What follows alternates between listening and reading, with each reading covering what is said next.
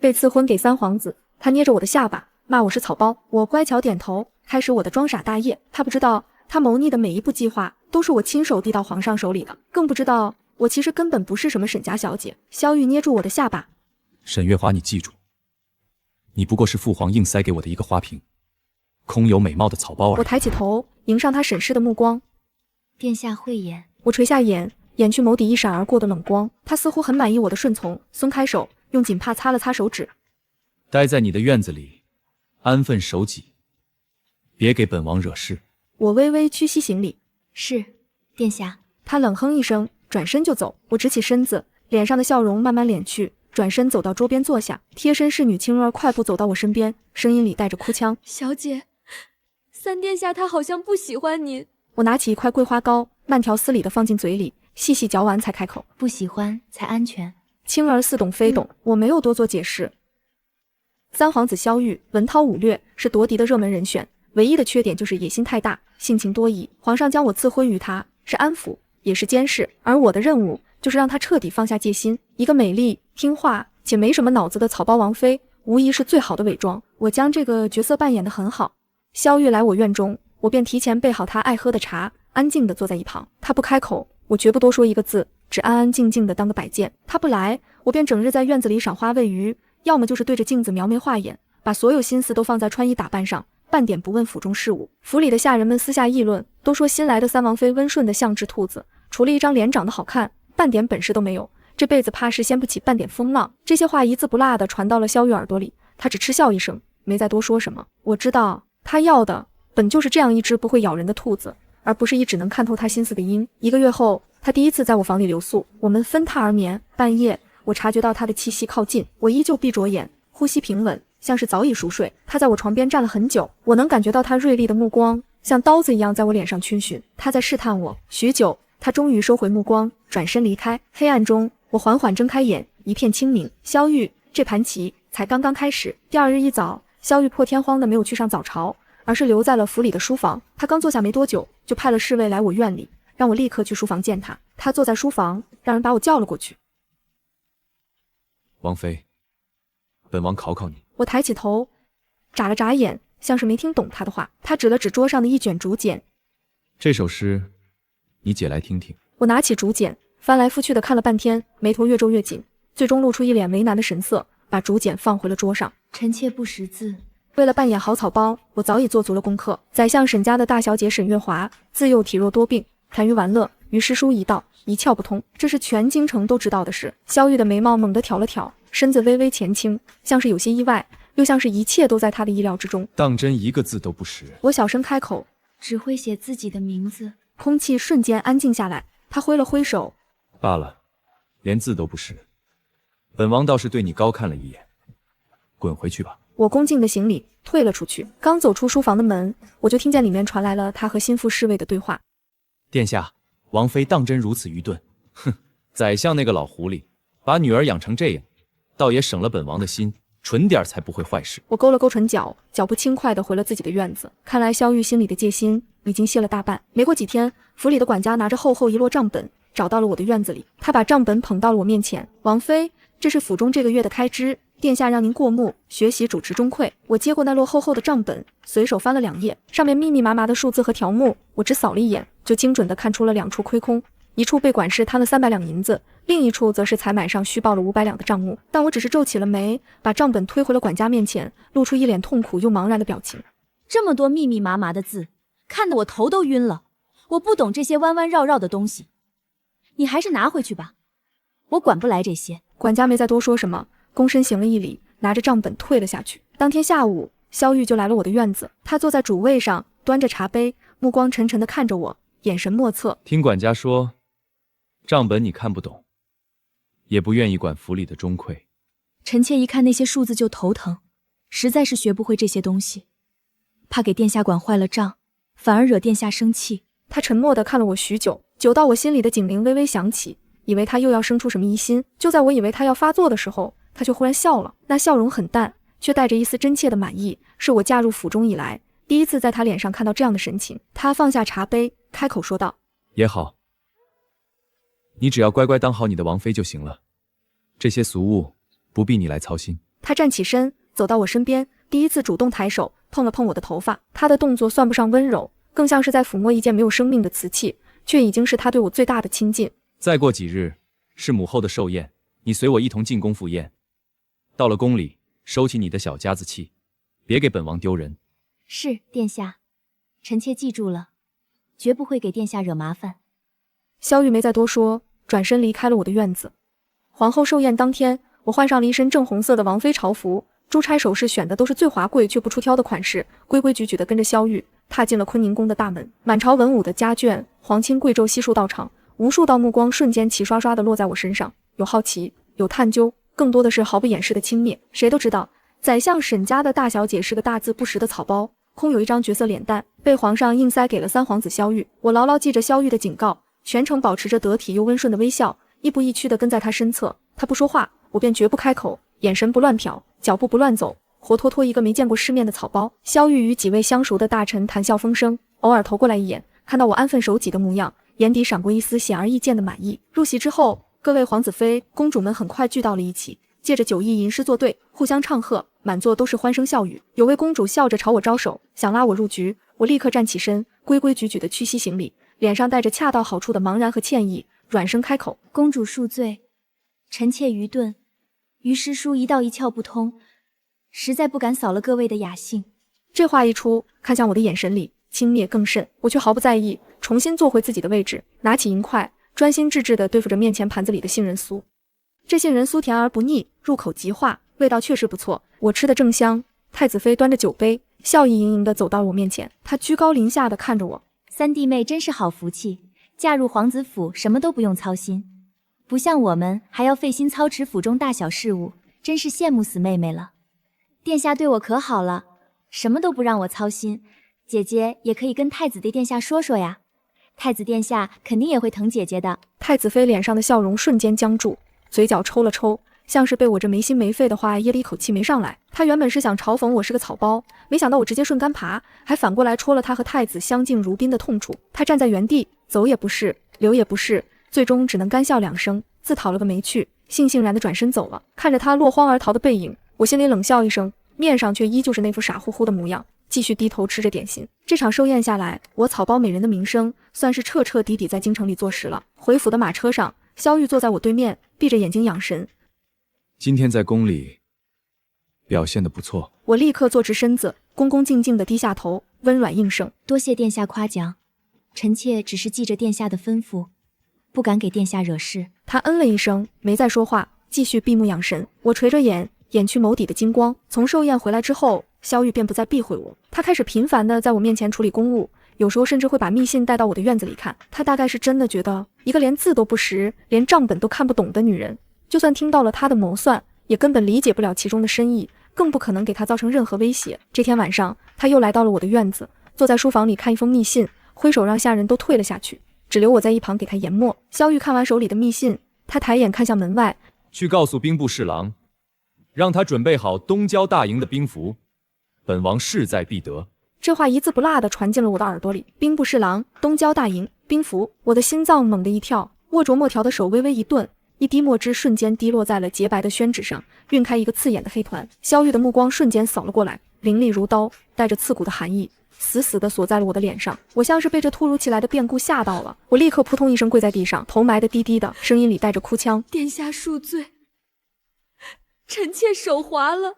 萧玉盯着我看了半晌，目光像刀子一样在我身上来回刮着，似乎想从我这副惶恐的模样里找出一丝一毫的破绽。我跪在地上，身子抖得更厉害了，眼泪啪嗒啪嗒地掉在地上。许久，他终于收回了目光，语气里满是厌恶和不耐：没用的东西，滚出去！臣妾这就滚。我从地上起来，慌慌张张地退出了书房，回到自己的寝殿。我脸上的惊慌瞬间褪去。萧玉想要拿到东郊大营的兵符，其狼子野心已经昭然若揭，这不是小打小闹的朝堂争斗，这是谋逆的铁证。我走到桌边，迅速拿出纸笔，在指甲盖大小的纸条上飞快地写下了几个字。写完之后，我将纸条小心翼翼地折好，塞进了贴身的暗袋里。夜深了，窗外传来一声极轻的鸟鸣，三长一短，我的信使到了。我快速拿出纸条，塞进了信鸽腿上的银环里，抬手将它送了出去。看着信鸽消失在沉沉的夜色里，我才缓缓舒出一口气，关上了窗户。接下来的事情就不是我能控制的了。连续几日，三皇子府里看着风平浪静，实则外松内紧，气氛压抑得让人喘不过气。萧玉3天都没有踏出书房一步，府里的下人们走路都踮着脚尖，生怕发出一点声音，惹来主子的雷霆之怒。青儿每天都跟在我身边，脸色发白，欲言又止。这天我坐在院子里，拿着鱼食喂池子里的锦鲤，青儿终于忍不住，小声开口：“小姐，府里的气氛太不对劲了。天塌下来，有殿下顶着，跟我们没关系。”我知道府里现在一定是外松内紧，萧玉的计划失败，必定会引起轩然大波。他在等消息，我也在等我的后台如何应对我送出去的消息，等萧玉的雷霆之怒会烧向何方。第4天一早，惊雷炸响，一队禁军包围了兵部侍郎的府邸，以通敌叛国之罪将其全家下狱。消息传来的时候，我正在修剪一盆兰花，剪刀咔嚓一声，一朵开得正盛的花应声而落。青儿吓得脸色惨白。王妃，我将剪刀放下，可惜了，我说的是花，也是兵部侍郎，做了萧玉的棋子，就要有做弃子的觉悟。很快，又一个消息传来，三皇子萧玉入宫面圣，在御书房待了整整1个时辰，出来的时候脸色铁青。皇上当着满朝文武的面斥责他识人不明，险些酿成大祸，罚他禁足府中3月，闭门思过。夺嫡之争，一不错，步不错。萧玉这一次输得彻底。傍晚时分，房门被人一脚踹开，发出一声巨响。萧玉一个箭步冲过来，猛地伸手抓住了我的手腕。沈月华，是不是你？他的脸离我极近，眼神带着浓浓的酒气和杀意。本王的计划天衣无缝，只有你在书房听到了，是不是你告的密？是不是你向你那个当宰相的爹通风报信了？我疼的眼泪瞬间就掉了下来，用力的摇着头，身子抖得像秋风里的落叶，声音里满是委屈和茫然，哭得泣不成声。殿下，您在说什么啊？臣妾听不懂，臣妾什么都不知道啊。殿下，您弄疼我了。我的哭声似乎让他有了一丝清醒，他死死地盯着我的眼睛，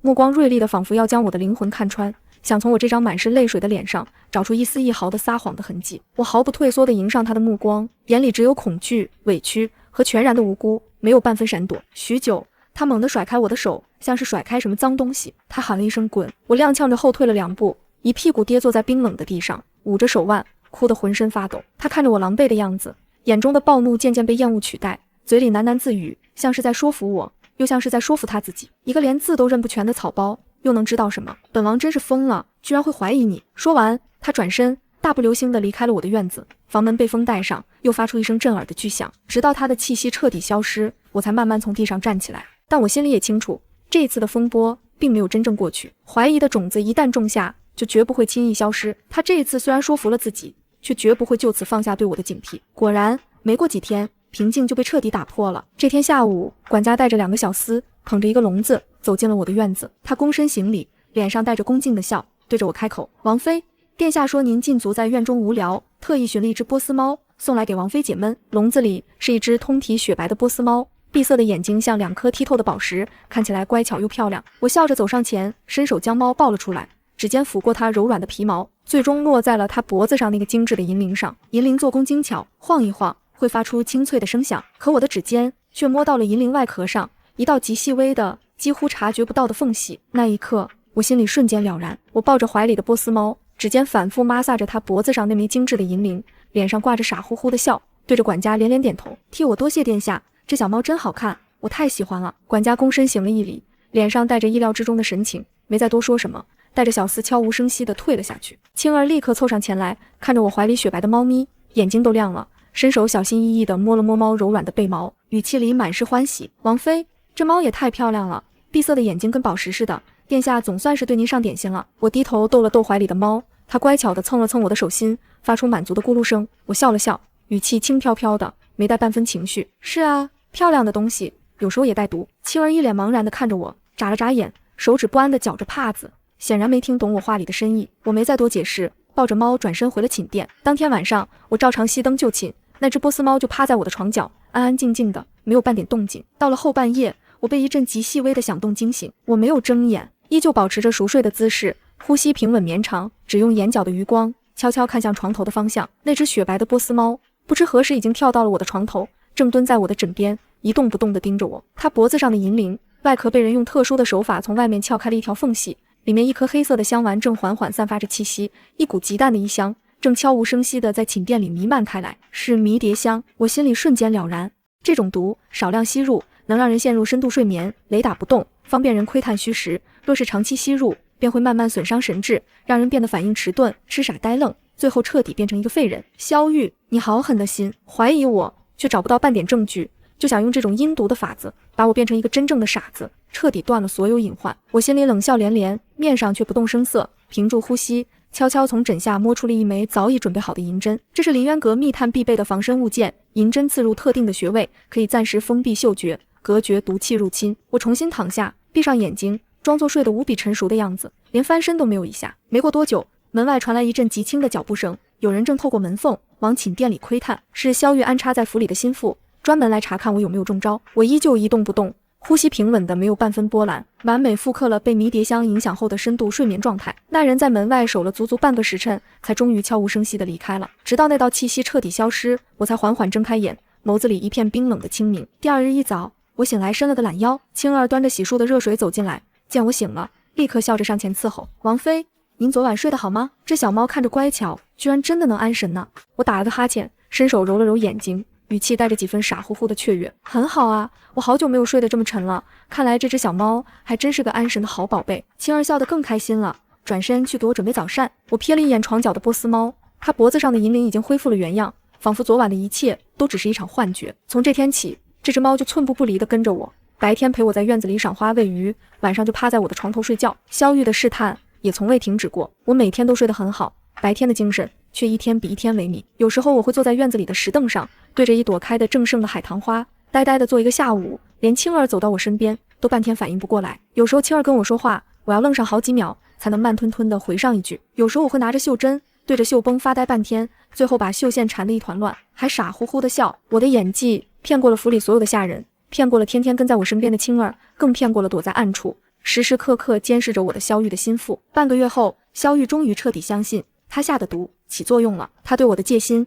几乎降到了谷底。这天，我正坐在院子里的躺椅上晒太阳，眼神呆滞地看着天上的云。管家匆匆走了进来，身后还跟着一个风尘仆仆的信使，手里捧着一封封了火气的家书。管家走到我面前，躬身行了一礼，恭敬地开口：“王妃，府外有人送来一封相府的家书，是老夫人写给您的。”我皱了皱眉，脸上露出一脸不耐烦的神情，挥了挥手，身体往躺椅里缩了缩，声音带着一丝呆滞和缓慢：“念给我听吧。”管家立刻应了一声，拆开信封，展开信纸，一字一句地念了起来。信里大多是母亲嘘寒问暖的家常话，叮嘱我在皇子府里要安分守己，好好照顾自己，不要惹萧玉生气，都是些无关痛痒的内容。我听得昏昏欲睡，脑袋一点一点的，眼看就要睡着了。就在这时，管家念到了信的最后一句：“你缠绵病榻多年的表哥刘晨远，近日寻得名医诊治，已然痊愈，不日将赴京赶考，若能高中，也好在京中为你添一分助力。”我的心猛地一跳，表哥刘晨远，沈家确实有这么一门江南的远房亲戚，只是关系早已疏远。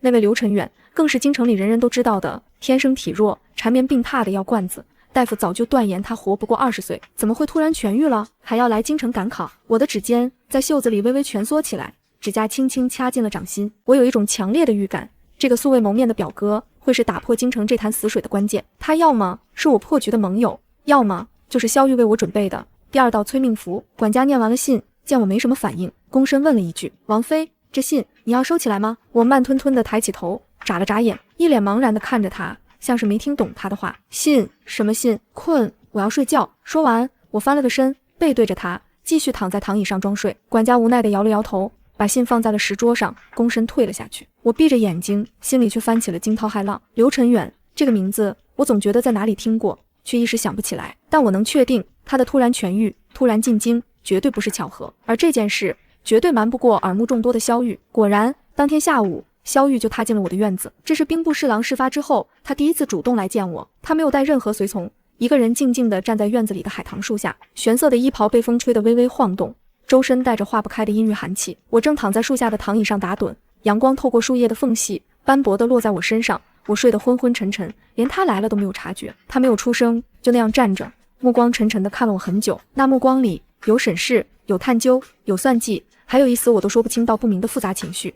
我装作被阳光晃了眼，迷迷糊糊地睁开眼，看到他的瞬间，愣了足足半分钟，才手忙脚乱地从躺椅上爬起来，要给他行礼，动作笨拙又迟缓，差点摔在地上。他抬手，声音有些沙哑，听不出喜怒。不必多礼。他走到我面前，坐到了旁边的石凳上，目光落在我脸上，缓缓开口：“最近过得如何？”我歪着头盯着他看了半天，像是在努力理解他的话。过了好一会儿才慢吞吞的开口，还好，每天就是睡觉、吃饭、喂猫。我的回答断断续续，毫无逻辑，完全是一副神智受损的模样。他沉默了，空气里弥漫着让人窒息的安静，连风吹树叶的声音都听得一清二楚。我不安地绞着衣角，低着头，不敢看他，像个做错了事的孩子。过了许久，他突然开口，声音轻飘飘的，却带着十足的试探。听说你有个表哥要来京城了。我的心咯噔一下，他果然知道了，他果然从来没有停止过查我，连相府的一封家书都没能逃过他的眼睛。可我脸上依旧是一片茫然无措的神情，眨了眨眼，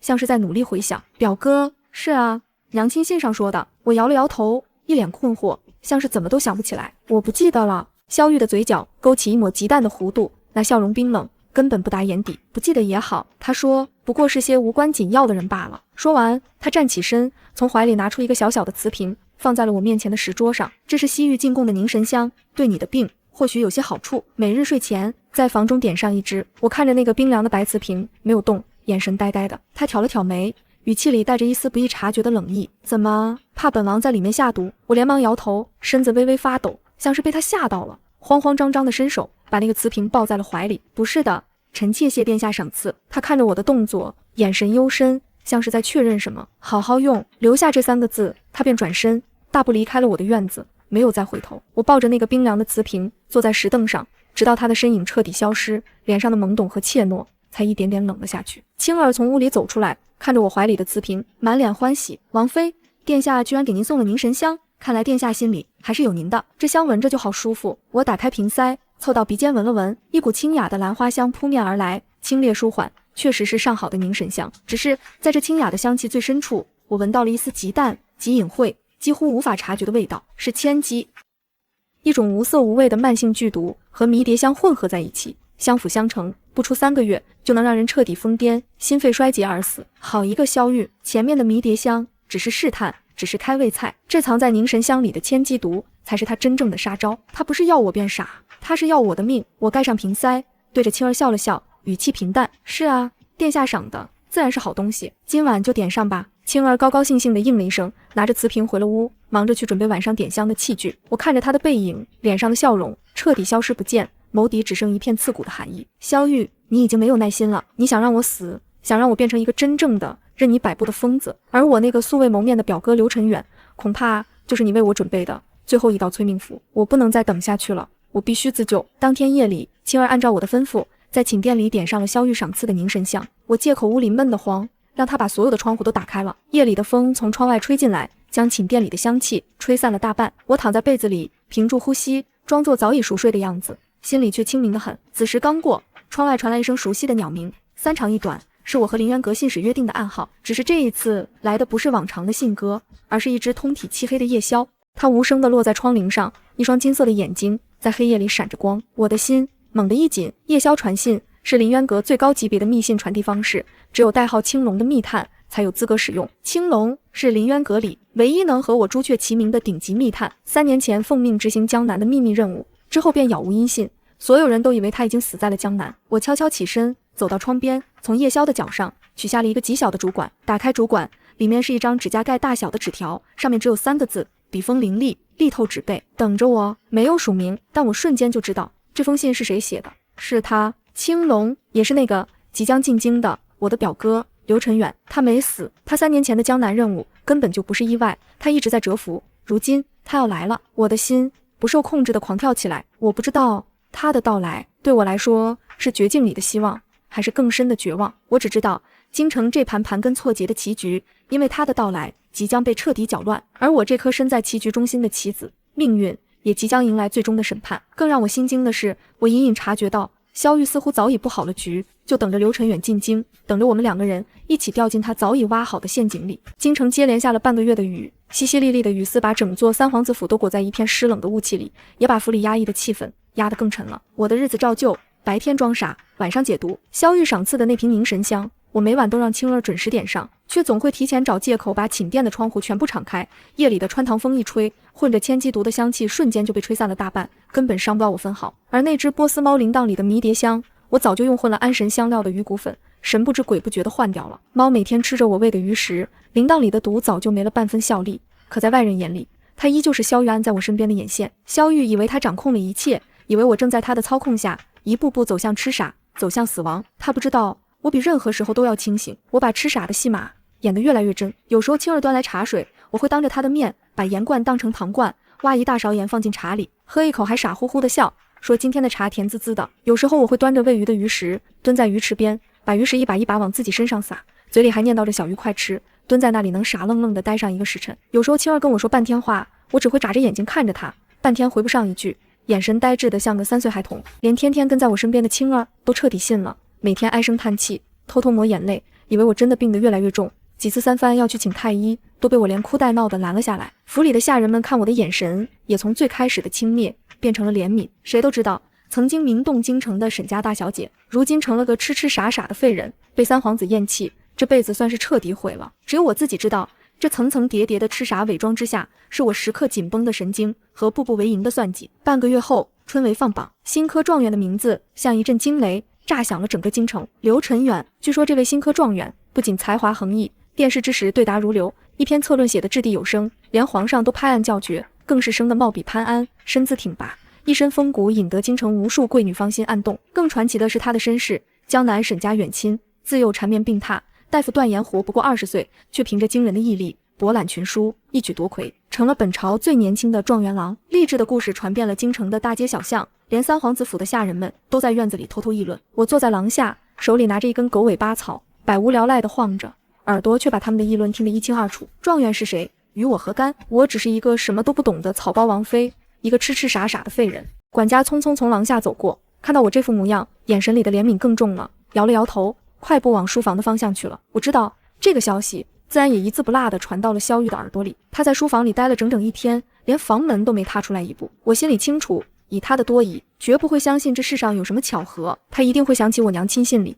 那个病愈的表哥，一定会把所有的事情都串联起来。他不会信我，更不会信刘晨远。傍晚时分，雨停了，萧玉来了我的院子，带着一身雨后的寒气，还有化不开的阴郁。他站在我面前，居高临下地看着我，玄色的衣袍垂在地上，遮住了脚下的石板。新科状元刘晨远，是你表哥？他的声音很平淡，听不出半分喜怒，可越是这样，越藏着滔天的暗流。我抬起头，眼神茫然地看着他，嘴巴微微张着，像是在听一个完全陌生的故事。状元，表哥。我歪着头，手指抠着石桌的边缘，努力地想了半天，最终还是摇了摇头，一脸困惑。对，娘亲信上好像说过，但我不记得了。我露出一个无辜又懵懂的表情，像个记不住似的孩子。萧玉死死地盯着我的眼睛，那双深不见底的眸子里，风暴正在疯狂酝酿。我毫不闪躲地迎上他的目光，眼里只有纯粹的茫然，没有半分心虚，没有半分闪躲。许久，他忽然笑了，那笑意冰冷，根本不达眼底。不记得也好，他重复了这句话，和上次在海棠树下说的一字不差。说完，他转身就要走，我却忽然伸出手，一把拉住了他的衣袖，指尖软软地攥着他的袍角，像个撒娇的孩子。我的声音软软糯糯的，带着一丝傻气，还有一丝委屈。殿下，状元是不是很大的官？他脚步一顿，猛地回头看我，眸子里闪过一丝错愕，但他还是点点头。我眨了眨眼，眼里满是期待，晃了晃他的衣袖，声音里带着哭腔。那他能来看我吗？我好闷，院子里只有猫，没人陪我玩。空气瞬间凝固了，我清晰地看到萧玉的瞳孔猛地收缩了一下。我在试探他，也是在将他的军。如果他拒绝，就说明他心虚，他在怕我和刘晨远私下勾结，怕我们露出破绽。如果他同意，那他就要面对一个他完全无法掌控的变数，就要眼睁睁看着我和刘晨远见面，还要强装镇定。他会怎么选？他看着我，看了很久很久，久到我攥着他衣袖的手指都有些发麻了。最终，他缓缓的一字一句的开口，声音冷得像冰。好，本王让他来见你。刘晨远来的那天，天气极好，连日的阴雨终于散去，金灿灿的阳光洒满了整个院子，把庭院里的花草都照得熠熠生辉。我坐在院子里的石桌旁，桌上摆着精致的茶点，萧玉就坐在我的对面，敛去了几分平日里的凌厉，却更添了几分深沉的阴鸷。他像一头蛰伏的豹子，不动声色，却随时准备亮出致命的利爪，把我和刘晨远撕得粉碎。下人匆匆跑进来，躬身行礼。殿下，王妃，刘大人到了，让他进来。萧玉抬了抬手，声音平淡，却带着不容置喙的威压。我的心瞬间提到了嗓子眼。我不知道即将到来的是并肩作战的盟友，还是把我推入深渊的敌人。那句等着我包含了太多的未知，太多的算计。脚步声由远及近，一个修长的身影出现在了院门口，身姿挺拔如松，阳光落在他身上，仿佛为他镀上了一层柔和的光晕。他缓缓走近，我终于看清了他的脸，很年轻，眉眼清俊，气质温润，嘴角带着一抹若有若无的笑意，和传说中那个久病缠身的药罐子判若两人。这就是刘承远，我的表哥，凌渊阁的青龙。刘承远参见三殿下，参见王妃娘娘。他躬身行礼，动作不卑不亢，分寸拿捏的恰到好处，挑不出半分错处。刘状元不必多礼，请坐。萧玉抬了抬手，语气听不出喜怒。刘承远在我旁边的石凳上坐下，目光落在我身上，带着恰到好处的关切和痛惜，完美复刻了一个久别重逢、心疼表妹的兄长模样。表妹，许久不见，近来身子可好？他的声音温和的像春风，没有半分破绽。我看着他，眼神有些呆滞，过了半天，才慢吞吞地点了点头，声音小小的，带着一丝怯懦。好，只是我好像不认得你了。我的声音很轻，带着一丝委屈和迷茫，完美贴合了痴傻的人设。刘承远的眼中飞快地闪过一抹痛惜，快得让人抓不住。是我不好，这些年缠绵病榻，未能与表妹常来常往。如今看到表妹这般模样，他叹了口气，欲言又止，情绪拿捏得刚刚好，连坐在对面的萧玉都挑不出半分毛病。演得真好。萧玉端起茶杯，轻轻抿了一口，指尖抹挲着杯壁，语气轻描淡写。王妃只是前些日子受了些风寒，神思有些迟缓，休养一阵便好了。刘状元不必太过忧心。他说的云淡风轻，仿佛我这副模样真的只是受了风寒而已。原来如此。刘承元点了点头，像是信了他的话。臣这次来，除了探望表妹，还带了些家乡的薄礼。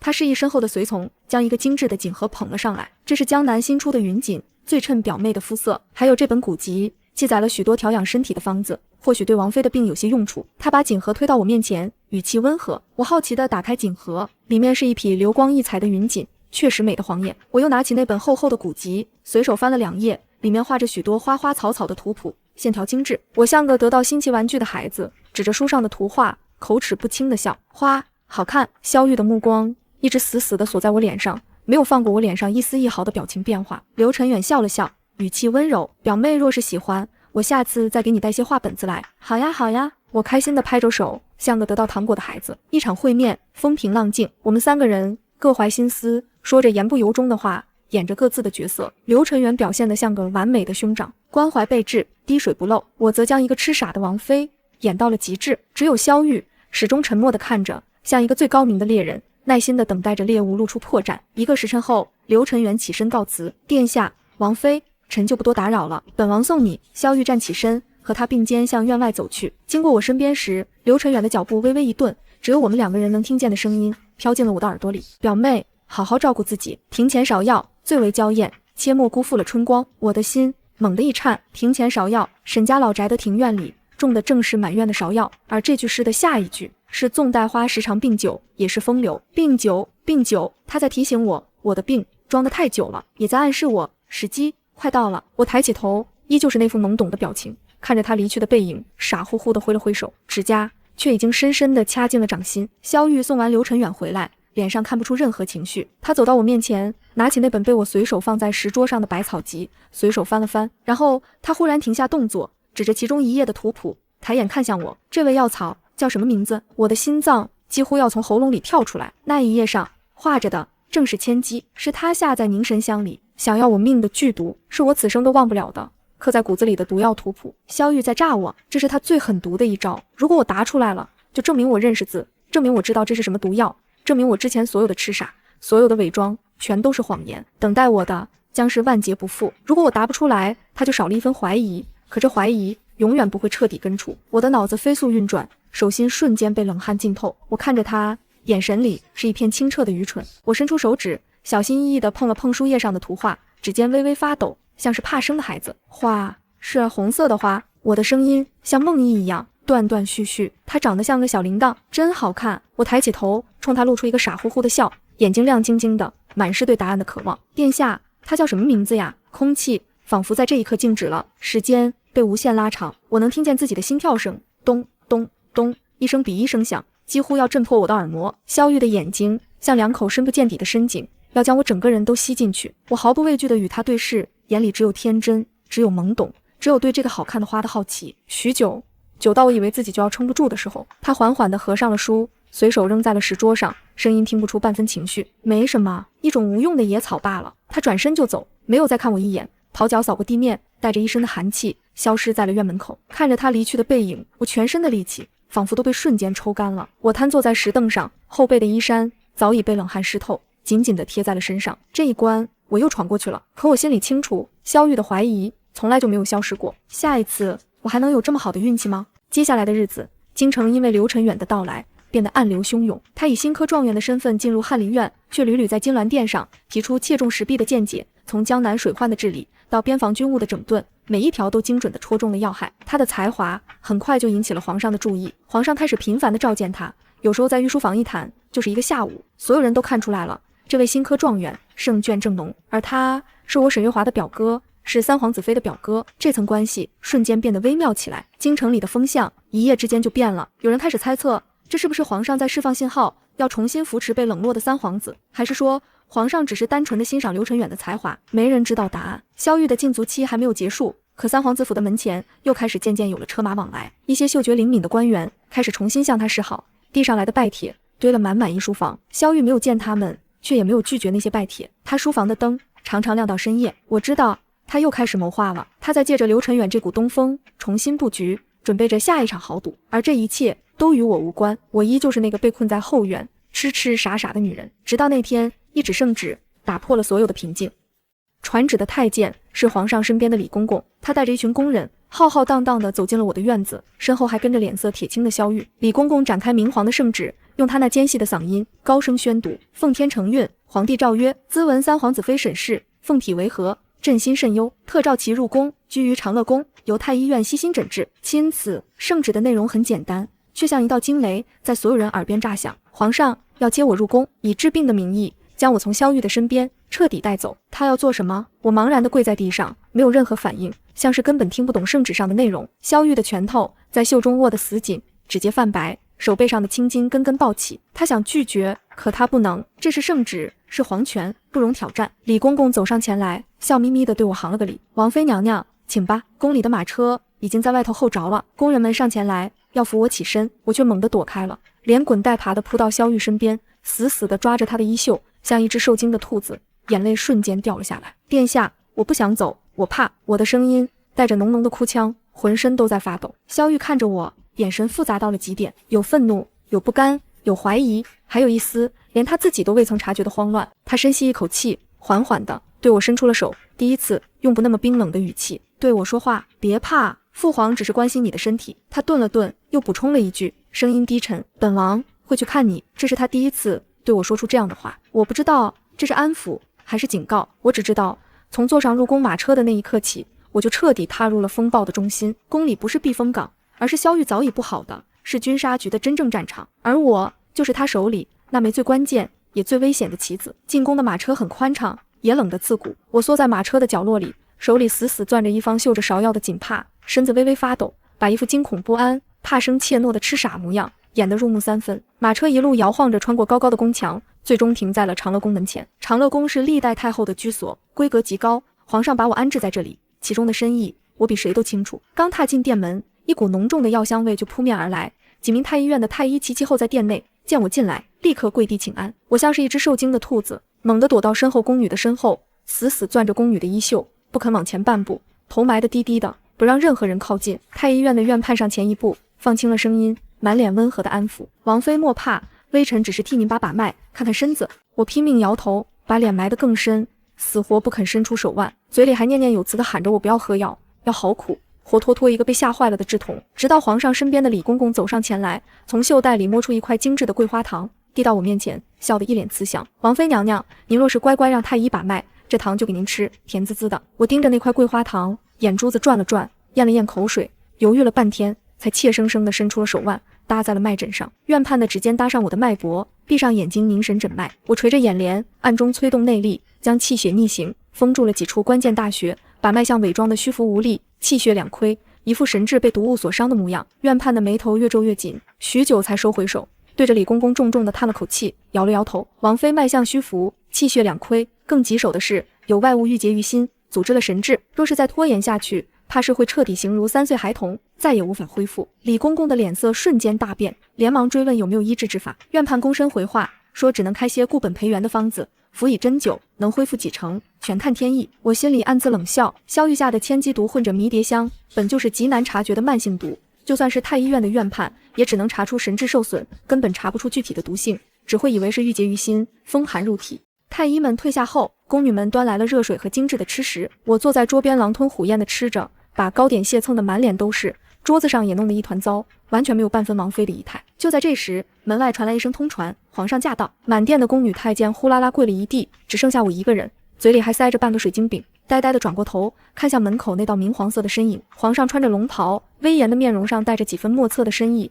他看着我满脸糕点屑的样子，非但没有发怒，反而缓步走了过来，亲自拿了帕子给我擦了擦脸上的碎屑。他的声音很温和，像个慈祥的长辈。月华，在宫里住的可还习惯？我咽下嘴里的饼，看着他，点了点头，又摇了摇头，眼神茫然。他皱了皱眉，追问我是不是有人怠慢了我。我绞着手指，声音小小的，带着委屈，没有，只是没有猫。皇上的眼神瞬间闪过一抹金光，追问我是什么猫。我掰着手指，傻乎乎地数着，白色的，眼睛亮亮的猫。它身上香香的，每天陪我睡觉。皇上没再多说，转头吩咐李公公去查三皇子府里的那只波斯猫，查清楚里面的门道。李公公躬身领命，快步退了下去。皇上又陪我坐了一会儿，问了些无关痛痒的家常，才起身离开。夜深了，长乐宫里静的只剩下烛火跳动的声响。一个面生的小宫女端着药碗走进来，她低着头，脚步很轻，正是白天在父皇走后被分到我身边伺候的雀儿。她走到我床边，把药碗放在床头的小几上，声音很轻：王妃，该喝药了。我照例闹着脾气，伸手就要打翻药碗，却在指尖碰到碗沿的那一刻，摸到了碗底一个凸起的暗纹，是一朵小小的芍药花，林渊阁的专属标记。我的动作一顿，趁着接碗的功夫，雀儿的指尖在我的掌心飞快地写下3个字：御花园。这是刘承远安排进来的人，也是我的接头人。我乖乖地接过药碗，一口喝光了里面的药，倒在床上就沉沉睡去。我知道第二天的御花园有一场大戏在等着我，也有一场决定生死的赌局即将开场。第二天的阳光格外刺眼，我起了个大早，拿着扑蝶网，吵着闹着要去御花园抓蝴蝶。长乐宫的宫女们拦不住我，只能跟在我身后，一路小跑进了御花园。初夏的御花园繁花似锦，我拿着扑蝶网在花丛里跑来跑去，笑声清脆地传遍了整个园子，把痴傻贪玩的模样演得淋漓尽致。忽然，我在假山拐角处脚下一滑，直直地撞进了一个人的怀里。我惊呼一声，摔在了地上，手里的扑蝶网也飞出去老远。那人眼疾手快，想要扶我，却在看清我的脸时猛地顿住了手。温润的声音在我头顶响起，带着恰到好处的惊讶：表妹。我抬起头，看到了穿着一身官服的刘承远。不仅是他，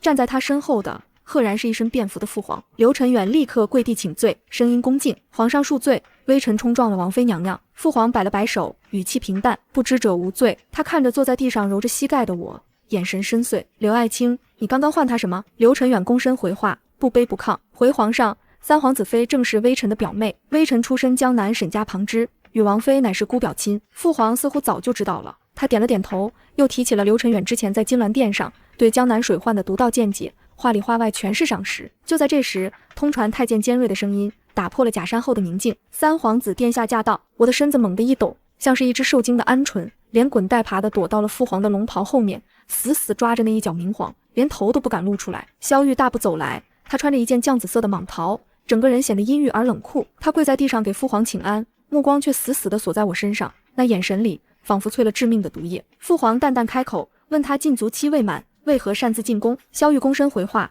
说：听闻我在宫中休养，心中挂念，特意来探望。他的视线转向刘承远，嘴角勾起一抹毫不掩饰的讥讽：没想到刘大人也在这里。刘大人的手未免伸得太长了些，连后宫都进退自如了。刘承远面色不变，躬身解释是奉皇上之命入宫查阅古籍，偶然遇到表妹，并非有意逾越。萧玉冷哼一声，正要发作，却被父皇开口打断。父皇让他留下来陪我说说话，自己带着随从转身离开，走之前还特意叮嘱他不许下找我。父皇和刘承远走后，御花园的假山后只剩下我和萧玉2个人。风吹过假山，发出呜咽的声响，像极了索命的恶鬼。萧玉站起身，一步步向我逼近，脸色铁青，一双眼睛里布满了红血丝，像一头被逼到绝境的饿狼。我害怕地往后缩，直到后背抵在冰冷的假山上，退无可退。他猛地伸手，死死掐住了我的下巴，力气大的仿佛要捏碎我的下颌骨。他压低了声音，咬牙切齿地看着我，每一个字都带着浓浓的杀意：跑啊，你怎么不跑了？有父皇给你撑腰，有你那个好表哥护着。沈月华，你长本事了是不是？我疼的眼泪瞬间飙了出来，一边哭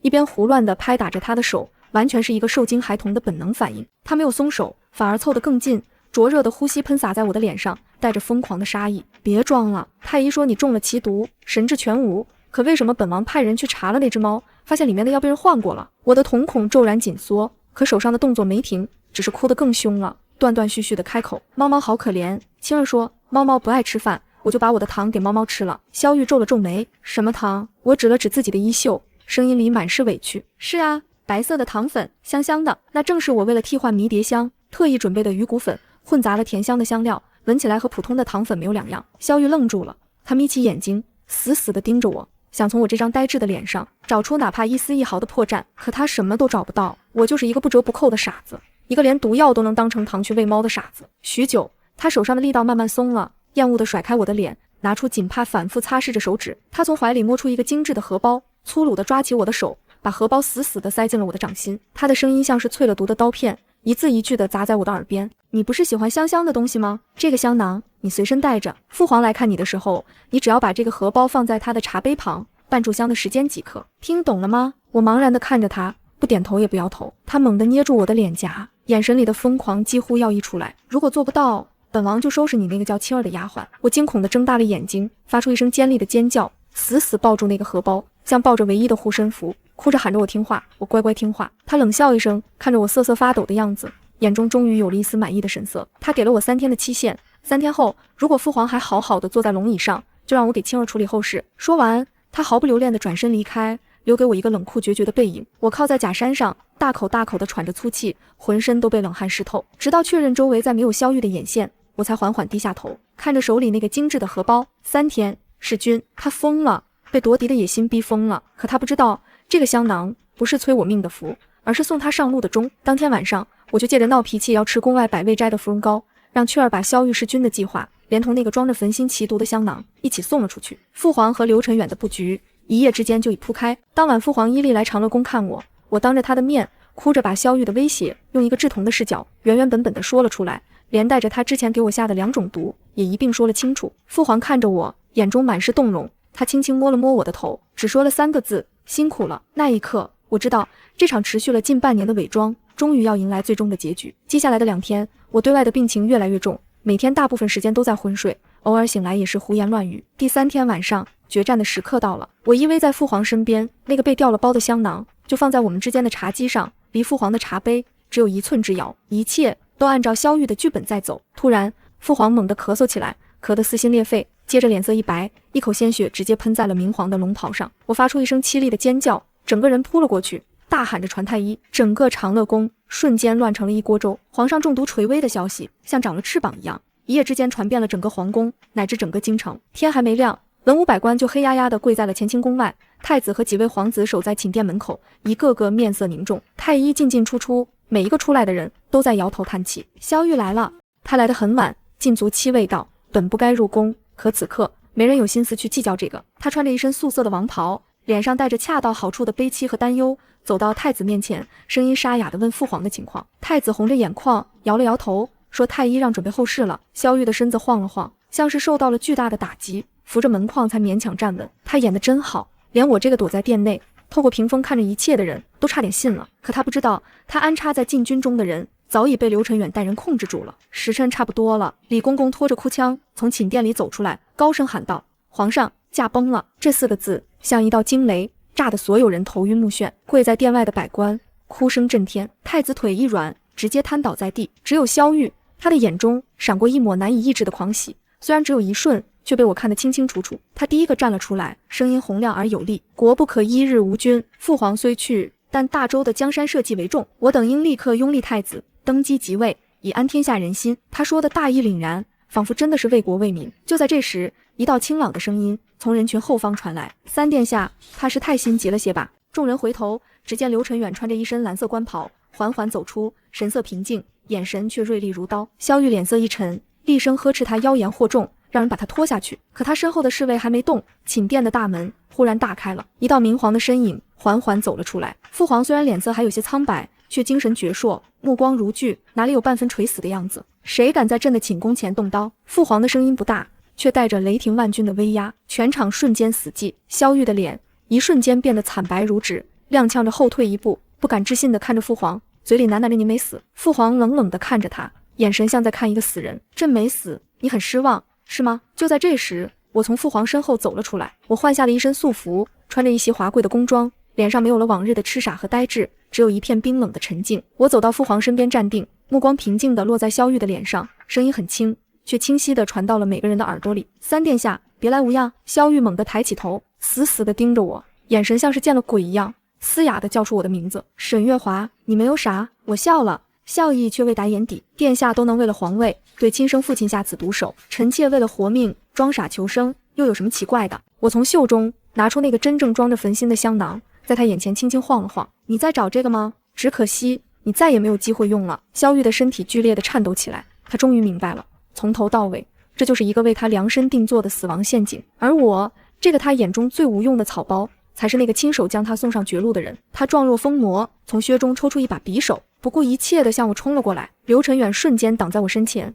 软剑出鞘，精准地隔开了他的匕首。数十名大内侍卫瞬间围了上来，刀齐刷刷地架在了萧玉的脖子上。他输了，输得一败涂地。父皇当场下旨，废黜萧玉皇子之位，贬为庶人，终身圈禁于皇陵，非死不得出。萧玉被侍卫拖走的时候，还在疯狂地大笑着，问我到底是谁。我看着他，神色平静。殿下，您不是早就知道了吗？我是一个空有美貌的草包啊！这是他赐给我的第一句话。如今我原封不动地还给了他。风波落定后，御书房内，父皇终于揭开了我和刘晨远最后的身份。我们是凌渊阁直属他一人的密探，代号朱雀和青龙。所谓的表兄妹，不过是为了任务捏造的身份。我的任务从赐婚的那一刻起，就是拿到他谋逆的铁证。我不辱使命。父皇问我想要什么赏赐，公主封号还是无上的荣华富贵？我跪在冰冷的金砖上，郑重地磕了一个头，只说了一句话：臣女想回家，回江南去。京城的风太冷了，我想回江南，看小桥流水，看满院芍药，过真正属于自己的日子。父皇最终答应了我。他对外宣称，三皇子妃沈月华因夫君谋逆，忧思成疾，不治身亡，追封贤妃，后葬皇陵。从此以后，世上再无沈月华，再无凌渊阁朱雀，我自由了。出宫那天，天朗气清，我换上了一身普通的布衣，带着青儿坐上了南下的马车。刘晨远在宫门口等我，他穿着青衫，像个温润的江南书生。他递给我一个包裹，里面是银票和凌渊阁的最高令牌，跟我说有事随时可以找他。我笑着接了过来，跟他道了声保重。马车缓缓驶出京城，我掀开车帘，最后看了一眼这座巍峨的皇城，红墙绿瓦，壮丽辉煌，却也埋葬了太多的阴谋和血泪。我放下车帘，将过去彻底隔绝在身后。从今以后，我不再是谁的棋子，不再是谁的王妃，我只是我自己，一个向往自由和阳光的普通女子。前路漫漫，却是一片光明。这盘棋，我终于下到了结局，也迎来了我最想要的新生。